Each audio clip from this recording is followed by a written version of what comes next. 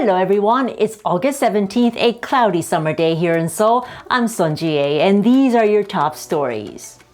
With the help of friendly countries, South Korea rushed to evacuate embassy staff and Korean nationals from Kabul.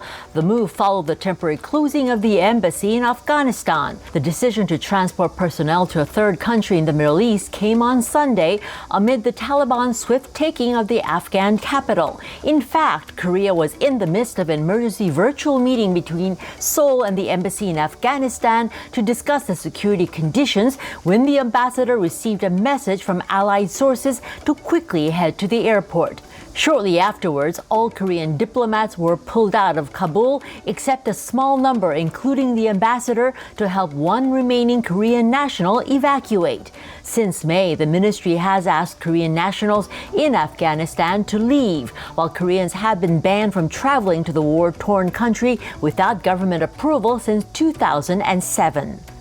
While marking the anniversary of Korea's liberation from Japanese colonial rule, a North Korean organization called for Japan's sincere apology and atonement for atrocities committed during its harsh rule of the Korean peninsula. A committee dedicated to victims of wartime sexual slavery and those conscripted into the Japanese army accused Japan of ignoring their crimes and continuing its hostile policies toward the North. The statement says such behavior clearly proves Japan has no guilty conscience for its past history. Also on Liberation Day, the North leader Kim Jong-un and Russian President Vladimir Putin exchanged messages stressing their friendly ties and vowed further bilateral cooperation. The move is viewed as part of the North's efforts to strengthen relations with countries such as Russia and China amid a stalemate in denuclearization talks with the U.S. and economic difficulties due to UN sanctions. After marking the highest opening day attendance for a Korean movie this year, the disaster comedy Sinkhole has become the fastest Korean film to surpass 1 million ticket sales this year. The film, the second disaster film by director Kim Ji-hoon of The Tower, released in 2012, has been #1 in the box office sales for 5 consecutive days since its premiere last Wednesday.